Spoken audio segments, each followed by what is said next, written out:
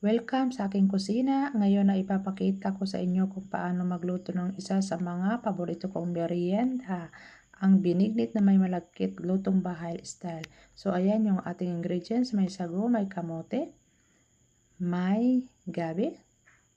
So ayun, may saging tayo. So nagpakulo kami ng yung pangalawang gata yan. So mayroon tayong 8 tasa na gata.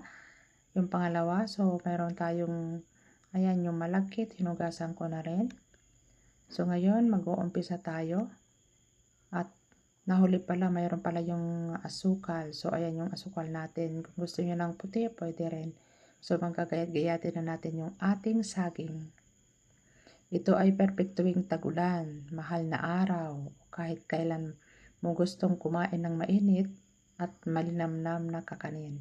So ayan, hinayat na natin yung ating saging, yung 8 pirasong saging. So ayan, natapos na natin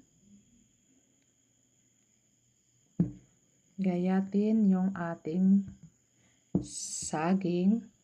So ayan, nilublob na natin yung ating dikit, yung malagkit, nilublob daw ha.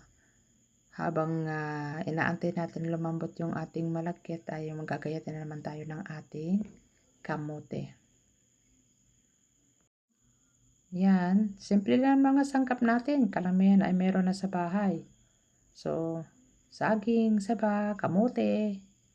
O ayan, ang ating hipag ay tinuturuan akong hiwa kasi nga malalaki masyado yung hiwa ko. So, ngayon dapat pala ay maliliit para madaling maluto. O ayan. Optional lang kung may langka ay pwede nyong ilagay din o ay yung pandan din, pero ako kasi wala kaming langka kaya yan na lang ang ingredients na ginamit ko.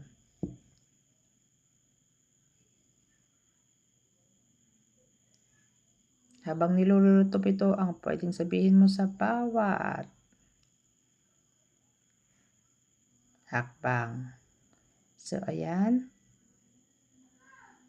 gayat-gayat lang muna natin.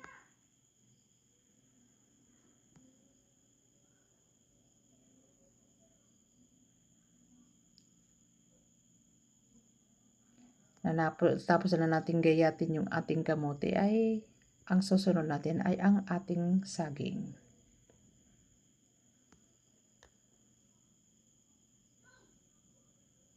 Habang niluluto natin ang malagkit, ihanda na rin natin ang mga sangkap kagaya ng kamote at saging.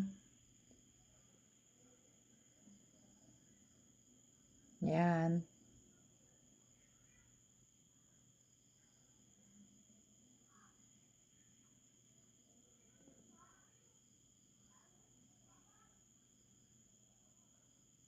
Dahan-dahan lang na natin paghiwa at ay medyo matalim yung ating kutsilyo ay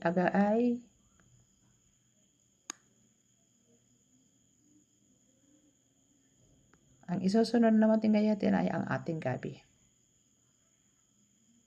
Yung gabi na yan ay hindi yung talagang gabi na niluluto na panggulay. Yung gabi na hinahalo sa sinigang. Mas maganda kasi yan kasi mas malinamnam.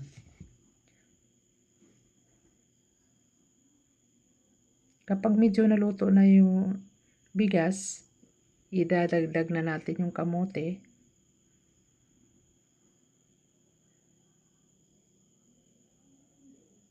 Ayan, natapos na natin. So, ang unang ilalagay natin ay ang ating dinagdagan pala ng tubig kasi nga medyo maano yung gata. So, ayan, hinalo-halo ko muna. Tinignan ko yung bigas kung luto na ba. O, tignan nyo nga naman, malaking palayok yan. So, ilalagay na natin yung yung gabi kasi mas matigas yung gabi.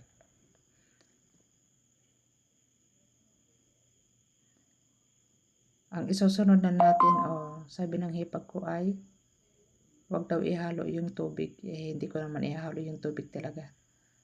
Yan, ang isusunod natin yung kamote.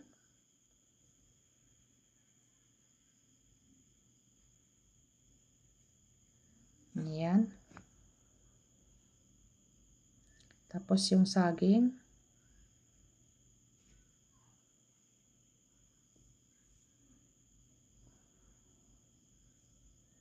At yung ating condense. Kung ayaw nyo ng condense, optional lang din yan, pero mas masarap talaga pag may condense. I-try nyo rin.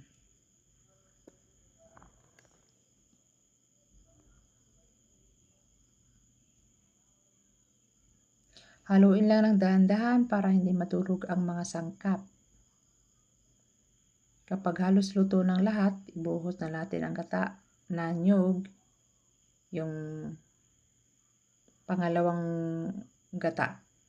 Ay, yung unang gata talaga. Yung unang gata pala. So, ngayon, ilalagay na natin yung ating asukal. Dahan-dahan muna natin ilagay ang asukal natin kasi para matansya yung tamis niya. So, linagay na namin yung pangalawang gata. Yung unang-unang gata pala. Nabubulol na ako